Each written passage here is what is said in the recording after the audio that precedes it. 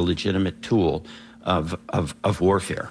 What do you make of the argument Israel's saying, well, the aid is just being stolen by Hamas, and that's why this blockade has been going on?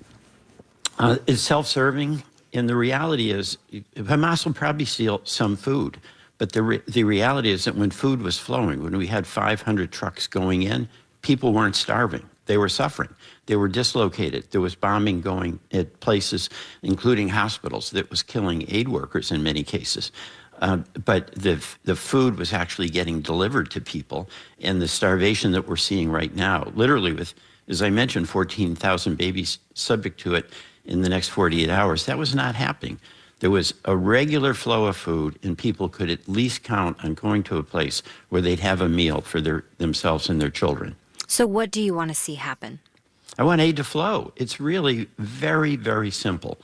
That's not going to solve what is a very intractable problem. But where a country, Israel, basically has control of whether the food comes in or it doesn't, and it's chosen as a policy, according to its defense minister and its foreign minister, to withhold the food that results in starvation, that has to be condemned as well. So the United States has a role to play here, and Congress has a role to play. And the idea that we're accepting this, we're turning our head the other way as if this is not happening is wrong. Is your resolution symbolic, though? I mean, will it get this blockade lifted, or is this just, can it actually do anything? The ultimate decision maker is going to be the Netanyahu government. Will it pay attention to the United States, its ally that provides billions of dollars in aid? That's going to be a question for the Netanyahu government, and Netanyahu ultimately controls it. But my view, Congress should speak clearly, and I think we should be united on this. This is not about what your position is.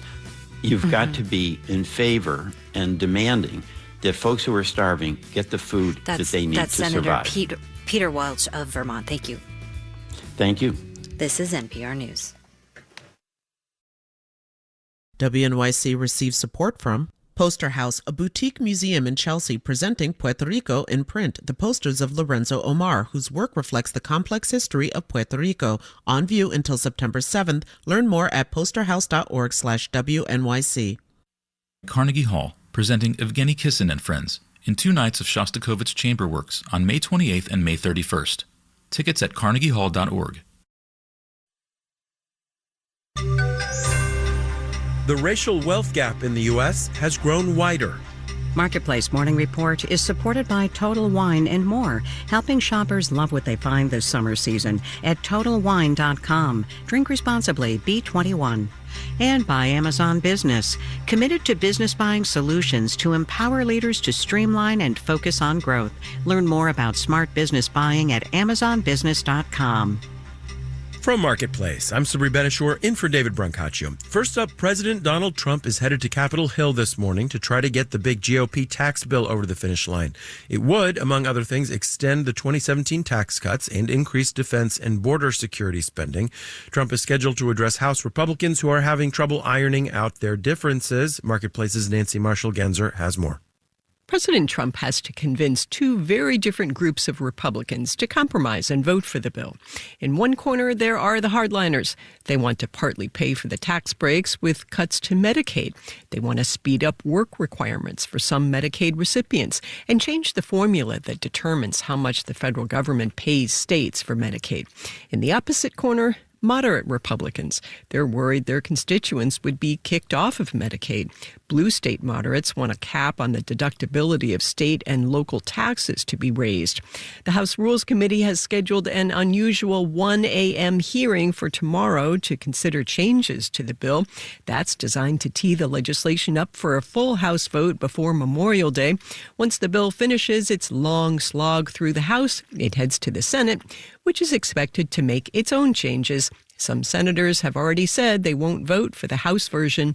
I'm Nancy Marshall-Genzer for Marketplace. All right, let's do the numbers. Dow, S&P, and NASDAQ futures are all down in the 1 to 0.4% range, with the Dow futures down 20 points. The yield on the 10-year Treasury is 4.46%, and the Treasury yield there, of course, influences a lot of other rates in the economy, like mortgage rates. The average 30-year mortgage rate hit 7.04%. That is the highest in more than a month. That comes after ratings agency Moody's downgraded the U.S. credit rating Friday over growing debt concerns.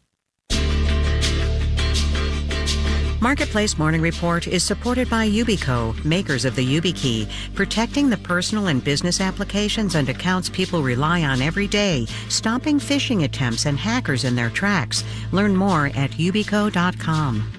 And by Mercury. Mercury offers banking and financial software to help businesses do more in one place. Learn more at mercury.com.